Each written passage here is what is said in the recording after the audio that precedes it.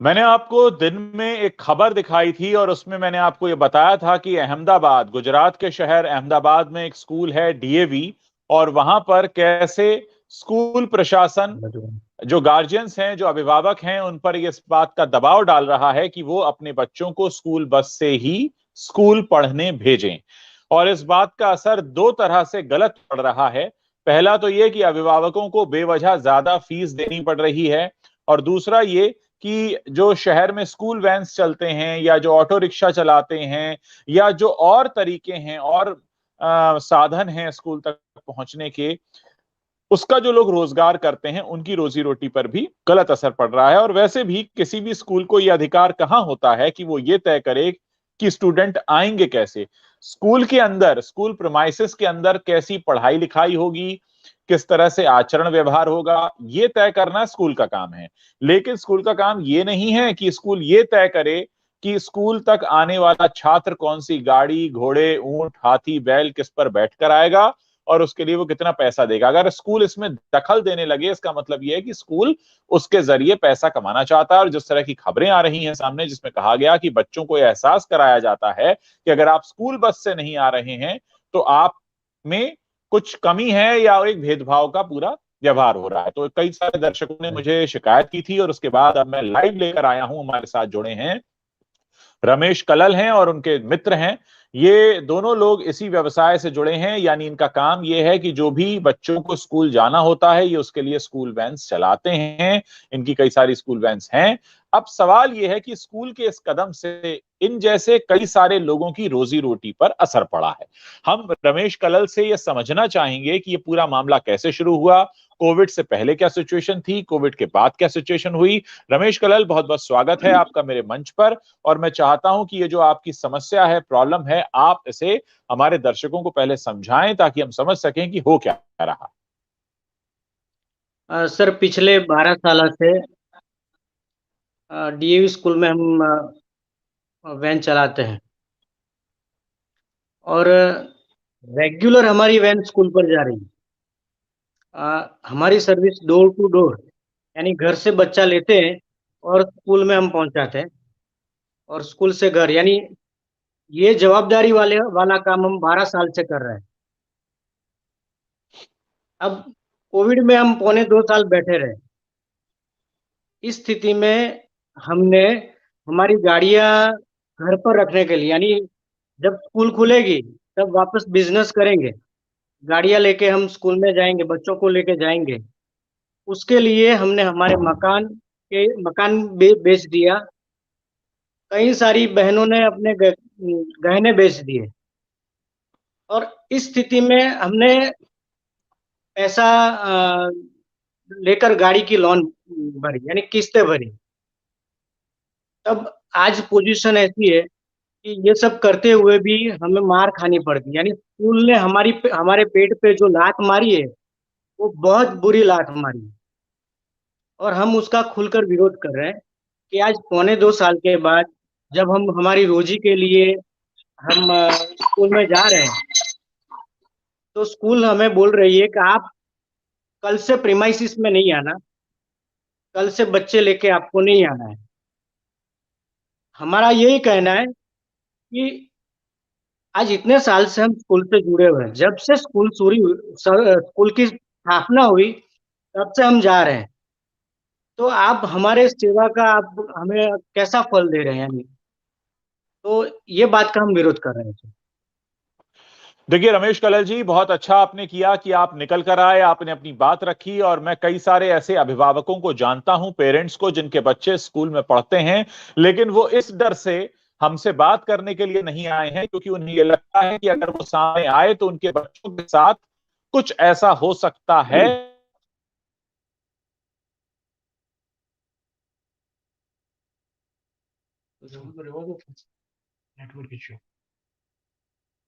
कि आप नहीं आए। तो ये अपने आप में एक बहुत बड़ा कारण है एक तरह से आवाज उठाने का। और इसके बदले अगर स्कूल पैसा मांग रहा है या स्कूल ने अपना कोई बिजनेस शुरू किया है, अब हम आपसे ये जानना चाहते हैं कि क्या पहली दफा ऐसा हुआ है इस स्कूल के इतिहास में जब उन्होंने अपनी स्कूल बस इंट्रोड्यूस की है, या स्कूल बस पहले भी चला करती थी? सर स्कूल बस है ना, पहले भी चला करती थी। यानी 12 साल से स्कूल बस तो है ही, और साथ में हमारी वैन और ऑटो भी चलती थी। उसके पहले जो प्रिंसिपल थे, वो हमको बहुत ही अच्छा हमारी सर्विस देके हमारे साथ उनका अच्छा व्यवहार होता था। और अभी के जो संचालक है, पिछले 3 साल से हमारे लिए उनका बर्ताव बहुत ही रूडली है। यानी देखिए हर बार हम रमेश जी, एक जब भी रूडली होना नहीं होना एक अलग बात है, लेकिन एक बात जो मैं समझता हूं और मुझे ऐसा लगता है कि जिसको जानने का करने का सभी को हक है कि इस आप जिस शहर में रहते हैं या हम जिस देश में रहते हैं, सभी को पैसे कमाने का, रोटी रोजगार का हक है। और अगर कोई किसी के रोटी रोजगार के आड़े आता है, और वो भी तब जबकि अभिभावक खुद भेजना चाहते हैं अपने बच्चों को इस तरह की स्कूली वैन से, तो अगर कोई ऐसा निर्णय ले रहा है तो निश्चित रूप से यह गलत बात है और इस पर बात होनी चाहिए। क्या आपने बात करने की कोशिश की? आपसे क्या कहा गया, ये बताइए। सर, पहले तो हमें गेट के अंदर जाने की परमिशन नहीं है। स्कूल ने बोला कि हम्म। जो भी बात करेंगे हम पेरेंट्स के साथ बात करेंगे। पिछले ओके। 11 सालों ओके। 11 तारीख से पेरेंट्स हर रोज 20-50 पेरेंट्स हर रोज आते हैं और स्कूल को हाँ। विनती करते हैं। फिर हाँ। भी स्कूल मान नहीं रही। अच्छा। ओके। ओके। हम्म। तो अब आप ये बताइए कि अभिभावकों का क्या कहना है, जो पेरेंट्स हैं उनका क्या कहना है बच्चों के? पेरेंट्स का एक ही जवाब है कि हम्म। स्कूल है ना, अब स्कूल बस है, उसकी फीस ज्यादा है। हम्म। और हम्म। किलोमीटर का अंतर, 1.5 किलोमीटर का अंतर है। स्कूल का टाइम 7 बजे का है, और 6 बजे बच्चे को रेडी रहना है स्टॉप पे खड़ा रहने के लिए। अब कोई हम्म। लेडी, हम्म। अभी ठंडी की सीजन है और ठंडी की सीजन में स्टॉप पे खड़ी रहेगी अकेली, तो उसकी सिक्योरिटी का क्या? यानी ये वाली का हम्म। प्रश्न है जो मैं आपको बता रहा हूँ। जी जी जी पर जी अब जी, बिल्कुल बिल्कुल। अब दो हाँ। बच्चे होते हैं, उनकी दो शिफ्ट होती है। समझो, हाँ। एक हाँ। हाँ। छोटा बच्चा होता है, बड़ा बच्चा होता है। जनरली ऐसा होता है, अभी तो बड़े बच्चे ही आ रहे हैं कोविड की वजह से। हम्म। और हम्म। दो शिफ्ट में क्या होता है कि वाली छोटे बच्चों को रखने जाए, फिर हम्म। वापस घर पे आए, फिर बड़े बच्चों को ले हम्म। रखने जाए, फिर वापस घर हम्म। पे आए, हम्म। 2 बार लेने जाए। तो वाली को ऐसा फीलिंग होता है कि मैं पूरे दिन सर्विस कर रही हूँ। जब हम हम्म। बच्चा घर पे ले जाते हैं और घर पे उनके हम्म। दरवाजे पे देते हैं, तो ये हाँ। दिक्कत हाँ। वाली को नहीं होती। और हम्म। दूसरी बात मैं आपको वो बताता हूँ सर, हम कैसी सर्विस देते हैं। जैसे हमारे पास ज्यादा से ज्यादा बच्चे सर्विस वाले पेरेंट्स के होते हैं, और जो पेरेंट्स के बच्चे सुबह में उनके घर से लेने होते हैं और छोड़ने के लिए डे केयर में जाना पड़ता है। यदि हम्म। उसके नाना नानी, मामा मौसी, उनके वहां हमें रखने जाना पड़ता है, और ये सर्विस हम्म। हम देते हैं सर। जी दूसरी जी बात, जी। सर्विस कैसी होती है, जैसे एक बच्चा अहमदाबाद में नारायणपुरा में रहता है, हाँ। और मैं मम्मी की जॉब मकरबा में है, तो हम्म। मकरबा हम दूसरी वैन में भेजते हैं। अब ये सारी हम्म। सर्विस बस नहीं दे पाती। तो हम्म। ज्यादातर पीपल जो होते हैं, जो वाली होते हैं, उनकी जरूरियातें हमारे पास ऐसी रहती है कि भाई हम्म। आपको हमने यहाँ पे छोड़ा, आपको ये वहां पे छोड़ना है। यानी डे केयर, मामा हम्म। मौसी जो भी एड्रेस देते हैं, हम्म। तो वो हम्म। सर्विस हम देते हैं। तो ये निश्चित रूप से एक बहुत बड़ा धक्का है उन परिवारों के लिए भी जो बरसों बरस से आपके जिम्मे अपने बच्चों को छोड़ते आ रहे हैं, और साथ ही एक तो उन्हें ज्यादा पैसा भी खर्च करना पड़ेगा, साथ में एक जो यस। उनको एक निश्चिंती रहती थी कि वो निश्चिंत हैं कि आप उन्हें जो छोड़ देंगे वहां पर जहां पर उन्हें कहा हुआ है, और जाहिर है बरसों बरस से चलता आ रहा है, तो आपका एक आपसी विश्वास होगा उन पर और उनका आप पर। तो निश्चित रूप से ये गलत है। अब आपको क्या लगता है, आपने पेरेंट्स एकजुट होकर बात कर रहे हैं इसको लेकर? क्योंकि मैंने दिन में आज एक वीडियो दिखाया था अपने दर्शकों को, उसमें हमने देखा कि आप लोग हाँ। फाइट फॉर राइट के बैनर लेके खड़े हैं और आप विरोध भी कर रहे हैं। क्या उसका कोई भी असर नहीं हुआ है? सर असर में तो क्या है, जो टीचर्स थे जो रखने आते थे, तो उनके पहले दिन हम्म के जो तेवर थे, अब उनके हम्म तेवर थोड़े ढीले पड़े हुए हैं। और वो हम्म। पावर पेरेंट्स का है, हमारे पास कुछ हाँ नहीं है। हाँ। और हमारे पास हम्म दिन ब दिन पेरेंट्स की तादाद बढ़ती जा रही है। आज स्थिति ऐसी हम्म हुई है कि कोई भी जगह जाना हो तो हम्म पेरेंट्स अलग अलग जूथ में जाते हैं। जैसे आज 15 हम्म, पेरेंट्स डीईओ आए, इन लोगों ने हाँ। ऐसा प्लानिंग किया है कि भी कल कहीं और जाना होता है, ये 50 पेरेंट्स जाएंगे। यानी गांधीनगर जाना है शिक्षा मंत्री को मिलने के लिए, तो वो पेरेंट्स हम्म जाएंगे। ऐसे छोटे छोटे प्लानिंग करके पेरेंट्स हमारे साथ डेली जुड़ हम्म रहे हैं, मैक्सिमम संख्या में जुड़ रहे हैं। हाँ हाँ, देखिए हमारे जो दर्शक इस समय कमेंट कर रहे हैं वो भी इसी तरह के कमेंट कर रहे हैं। उनका ये कहना है कि बिल्कुल मनमानी है और एक तरह से न सिर्फ पैसे कमाने के लिए हो रहा है, बल्कि आप समझिए कि दूसरों के रोटी रोजी रोजगार पर भी एक तरह का हमला है। और निश्चित रूप से आप लोग कहाँ जाएंगे, आप कहाँ बात करेंगे। तो रमेश कलल जी, आपके कुछ जो साथी हैं आपके साथ हैं, वो कुछ कहना चाहते हैं इस मुद्दे पर।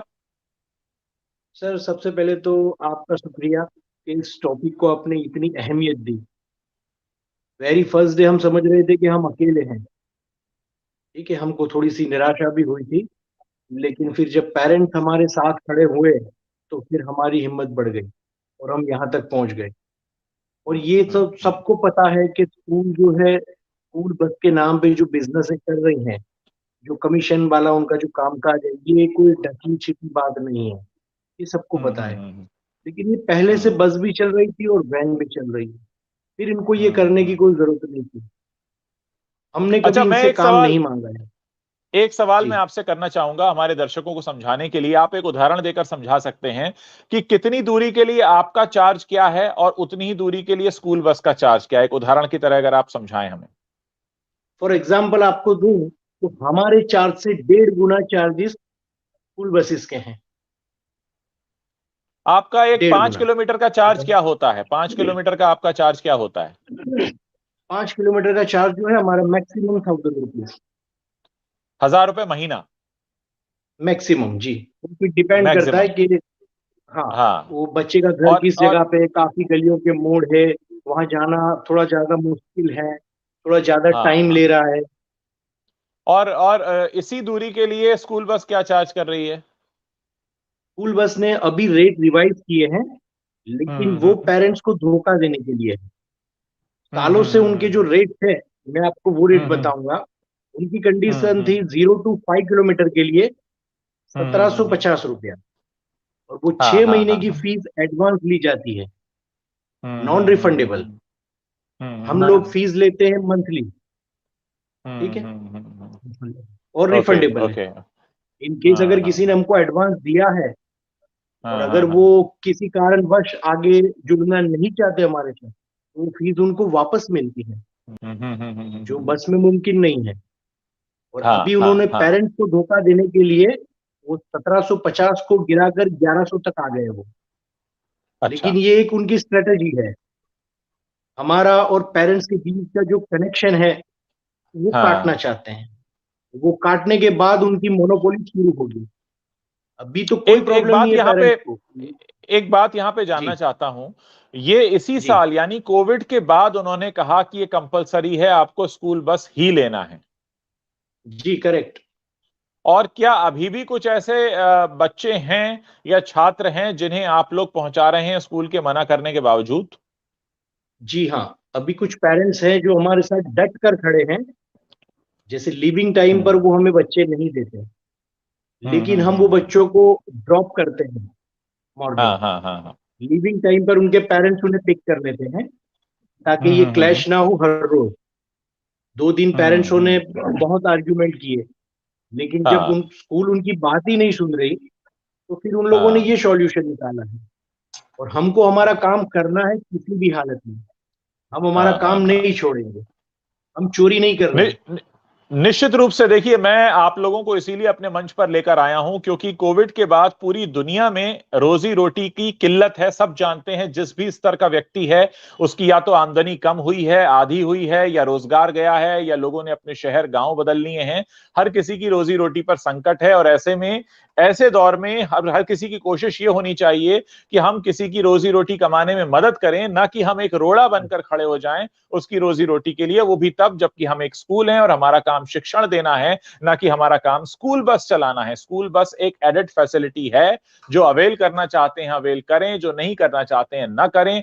कंपल्शन इसको एक तरह का मोनोपोली वाला सिस्टम बनाता है, और मोनोपोली हम जानते हैं कि हमारे लोकतंत्र में अगर हम मोनोपोली करते हैं तो वो एक अपराध से कम नहीं है। अगर आज हम एक टेलीफोन कनेक्शन भी लेने जाते हैं तो हमारे पास 3-4 टेलीकॉम सर्विस प्रोवाइडर होते हैं जो हमें बेहतर नेटवर्क देता है, हम उसके साथ जुड़ जाते हैं। और ये हर स्थिति में होना चाहिए, क्योंकि जब हम बात लोकतंत्र की करते हैं, जब हम बात एक ऐसे बाजार की करते हैं जो बाजार भारत जैसा है, जहां पर बहुत सारे लोग हैं, हर तरह के खरीदार हैं। आपके शहर में ऐसे लोग भी रहते हैं जो महीने का 10,000 15,000 मुश्किल से कमाते होंगे, और आपके शहर में ऐसे भी लोग होंगे जो महीने का 5 लाख रुपया भी कमाते होंगे। तो अब ये उनके ऊपर है कि वो कौन सी वाली सुविधा लेना चाहते हैं। आप सबको एक ही गाड़ी में सवार नहीं कर सकते, आप सभी को एक तरह से नहीं हाँक सकते। तो यही वो बात है जिसकी वजह से हम आपको लेकर आए हैं, और हम पूरे देश को ये बताना भी चाहते हैं कि हमारे देश के एक शहर में ऐसा हो रहा है। साथ ही ये भी कि हो सकता है ऐसी प्रैक्टिस कई और शहरों में भी हो रही हो